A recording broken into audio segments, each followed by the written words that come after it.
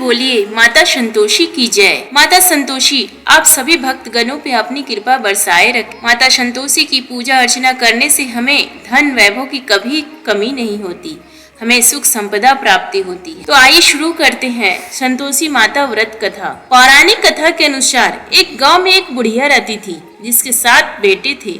6 बेटे कमाने वाले थे और एक बेटा निकम्मा था। बुढ़िया माँ 6 पुत्रों का जूठा 7वें पुत्र को देती। 7वां पुत्र एक दिन अपनी पत्नी से बोला, देखो मेरी माता का मुझ पर कितना प्रेम है। वह बोली, क्यों नहीं, सबका जूठा बचा हुआ तुमको खिलाती है। वह बोला, जब तक आंखों से ना देखें मान नहीं सकता। पत्नी ने हंसकर कहा, देख लोगे तब तो मानोगे। कुछ दिन बाद एक बड़ा त्योहार आया। घर में 7 प्रकार के भोजन और चूरमा के लड्डू बने। वह पत्नी की बात को जांचने के लिए सिर दर्द का बहाना बनाकर पतला कपड़ा सिर पर ओढ़कर रसोई में जाकर सो गया और कपड़े में से सब देखता रहा। 6 भाई भोजन करने आए। उसने देखा माँ ने उनके लिए सुंदर सुंदर आसन बिछाए, 7 प्रकार की रसोई परोसी और आग्रह करके उन्हें भोजन कराती रही। वह देखता रहा। 6 भाई भोजन कर उठ गए। तब माँ ने उनकी 5 थालियों में से लड्डुओं के टुकड़ों को उठाया और एक लड्डू बनाया। जूठन साफ कर माँ ने उसे पुकारा, उठ बेटा उठ, तेरे भाइयों ने भोजन कर लिया, तू भी उठ कर भोजन कर ले। उसने कहा, माँ मुझे भोजन नहीं करना, मैं परदेश जा रहा हूँ। माता ने कहा, कल जाना हो तो आज ही जा। वह बोला, हाँ हाँ जा रहा हूँ। यह कहकर वह घर से निकल गया। चलते समय उसे पत्नी की याद आई। वह गौशाला में कंडे थाप रही थी। वहां जाकर वह बोला, मेरे पास तो कुछ नहीं है, यह अंगूठी है सो ले लो और अपनी कोई निशानी मुझे दे दो। वह बोली, मेरे पास क्या है, यह गोबर भरा हाथ है। यह कहकर पत्नी ने उसकी पीठ पर गोबर के हाथ की थाप मार दी। वहां एक साहूकार की दुकान थी। वहां जाकर बोला, सेठ जी मुझे नौकरी पर रख लो। साहूकार को नौकर की सख्त जरूरत थी। साहूकार ने कहा, काम देखकर तनख्वाह मिलेगी। उसने कहा, सेठ जी जैसा आप ठीक समझे। उसे साहूकार के यहाँ नौकरी मिल गई।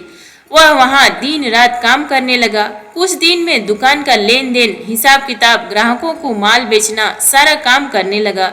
साहूकार के 7-8 नौकर थे। वे सब चक्कर खाने लगे, लेकिन उसने अपनी लगन, परिश्रम और ईमानदारी से सभी को पीछे छोड़ दिया। उसे अपने किए का फल मिला। सेठ ने भी उसका काम देखा और 3 महीने में ही उसे मुनाफे में साझेदार बना दिया। परिश्रम करते करते 12 वर्ष में ही वह नगर का नामी सेठ बन गया और सेठ अपना सारा कारोबार उस पर छोड़कर बाहर चला गया। इधर उसकी पत्नी पर क्या बीती वह सुने। सास ससुर उसे दुख देने लगे। गृहस्थी का काम करवा कर उसे लकड़ी लेने जंगल में भेजते। इस बीच घर की रोटियों के आटे से जो भूसी निकलती उसकी रोटी बनाकर रख दी जाती और फूटे नारियल की नरेली में पानी दिया जाता। इस तरह दिन बीतते रहे।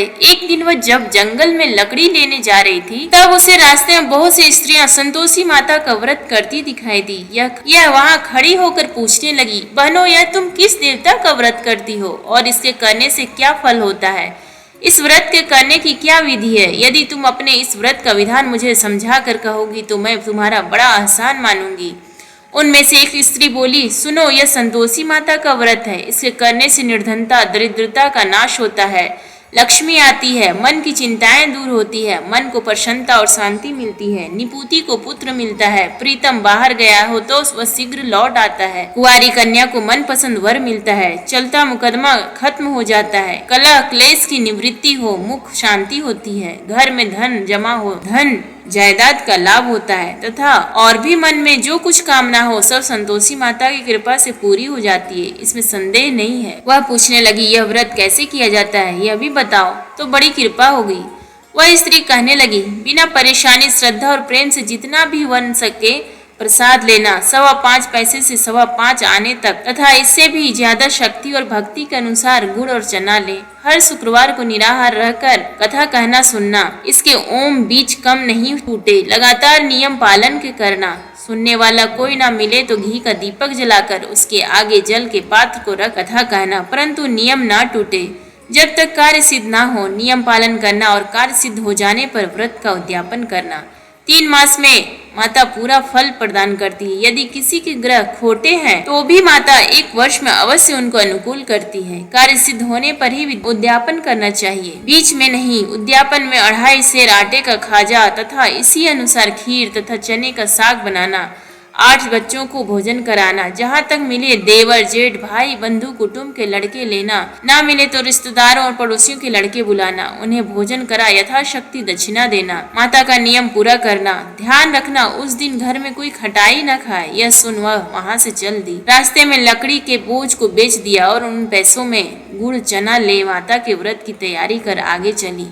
रास्ते में संतोषी माता के मंदिर में जा माता के चरणों में लौटने लगी, विनती करने लगी, माँ मैं दीन हूँ, निपट मूर्ख हूँ, व्रत के नियम कुछ नहीं जानती, मैं बहुत दुखी हूँ, हे माता मेरा दुख दूर कर, मैं तेरी शरण में हूँ। माता को दया आई। एक शुक्रवार बीता कि दूसरे शुक्रवार को ही उसके पति का पत्र आया और तीसरे शुक्रवार को उसका भेजा हुआ पैसा आ पहुँचा। यह देखकर जेठानी मुँह सिकोड़ने लगी, इतने दिनों बाद इतना पैसा आया, इसमें क्या बड़ाई है। लड़के ताने देने लगे। काकी के पास अब पत्र आने लगे, रुपया आने लगा। अब तो काकी की खातिर बढ़ेगी, अब तो काकी बुलाने से भी नहीं बोलेगी। बेचारी सरलता से कहती, भैया पत्र आए, रुपया आए तो हम सबके लिए अच्छा है। ऐसा कहकर आंखों में आंसू भरकर संतोषी माता के मंदिर में जा मातेश्वरी के चरणों में गिरकर रोने लगी। माँ मैंने तुमसे पैसा नहीं मांगा, मुझे पैसे से क्या काम, मुझे तो अपने सुहाग से काम है, मैं तो अपने स्वामी के दर्शन और सेवा मांगती हूँ। तब माता ने प्रसन्न होकर कहा, जा बेटी तेरा स्वामी जल्द ही आएगा। यह सुन खुशी से बावली हो वह घर आकर काम करने लगी। संतोषी माँ विचार करने लगी, इस भोली पुत्री से मैंने कह तो दिया कि तेरा पति शीघ्र आएगा, पर आएगा कहाँ से, वह तो इसे स्वप्न में भी नहीं याद करता, इसे इसकी याद दिलाने तो मुझे ही जाना पड़ेगा। संतोषी माता ने उस बुढ़िया के बेटे को स्वप्न में समझाया, पुत्र तेरी घरवाली कष्ट उठाकर पूछ रही है। यह बोला, हाँ माता यह तो मुझे भी मालूम है, परंतु क्या करूँ, वहाँ कैसे जाऊँ, परदेश की बात है, लेन देन का सारा हिसाब किताब है, कोई जाने का रास्ता नजर नहीं आता, आप ही कोई राह दिखाएं कि वहाँ कैसे जाऊं। माँ कहने लगी, सवेरे नहा धोकर संतोषी माता का नाम ले, घी का दीपक जला, दंडवत कर और दुकान पर जा बैठना। देखते देखते तेरा लेन देन चुक जाएगा, जमा माल बिक जाएगा, सांझ होते होते धन का ढेर लग जाएगा। वह अगले दिन सुबह बहुत जल्दी उठा। उसने अपने मित्र बंधुओं परिचितों से स्वप्न माता द्वारा कही गई बात कहे सुनाई।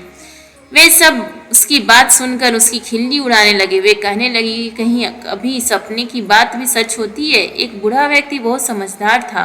वह बोला, देखो भाई मेरी बात मानो, इस तरह सांच या झूठ कहने के बदले देवता ने जैसा कहा है वैसा ही करना, तेरा क्या जाता है। बूढ़े की बात मानकर नहा धोकर उसने संतोषी माता को प्रणाम किया, फिर घी का दीपक जलाकर दुकान पर जा बैठा। शाम तक धन का ढेर लग गया। वह हैरान हुआ, मन में संतोषी माता का नाम ले प्रसन्न हो घर जाने के वास्ते गहना कपड़ा व सामान खरीदने लगा। सब काम से निपट अपने घर को रवाना हुआ।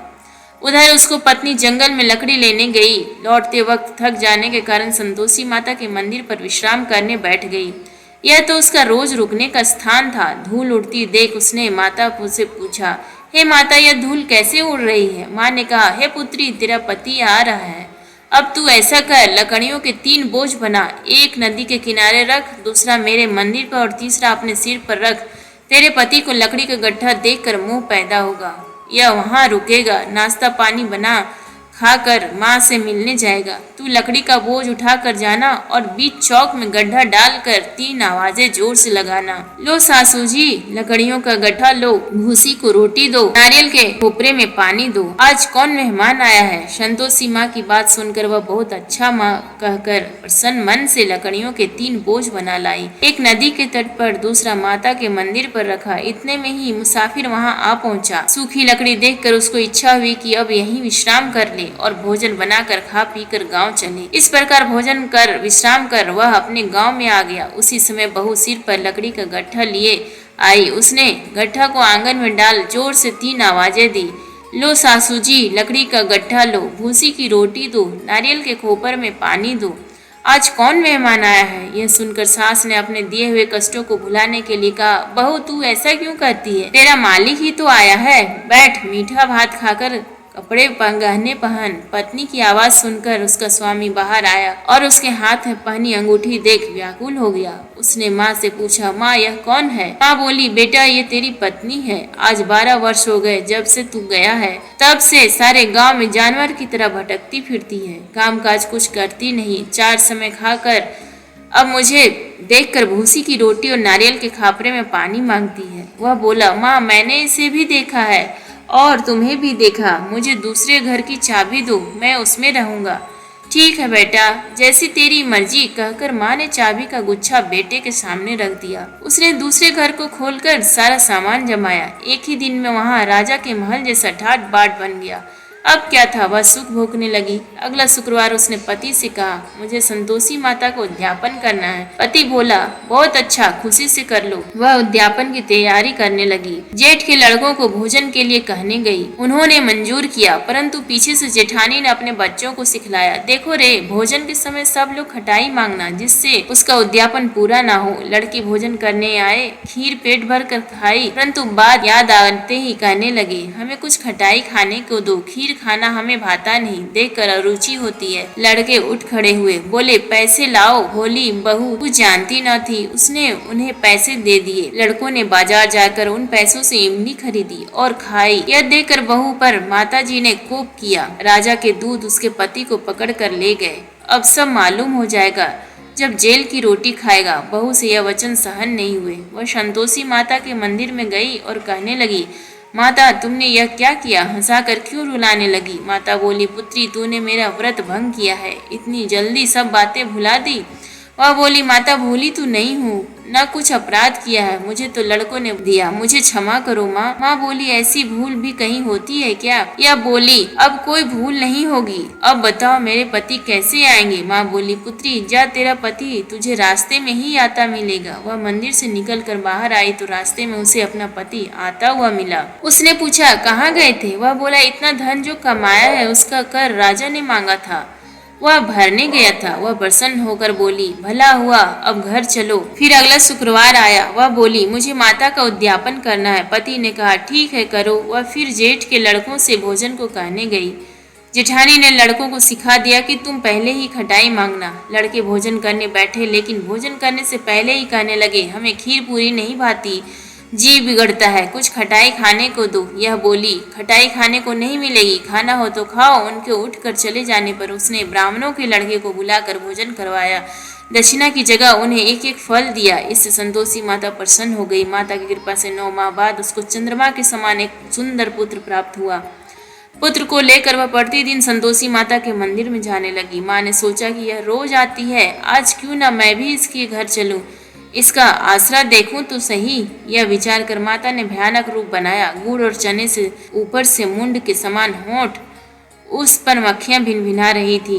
दहलीज में पैर रखते ही उसकी सास चिल्लाई, देखो रे, कोई चुड़ैल डाकिनी चली आ रही है, लड़को इसे भगाओ नहीं तो सबको खा जाएगी। बहू रोशनदान से देख रही थी, वही प्रसन्न हो उठी।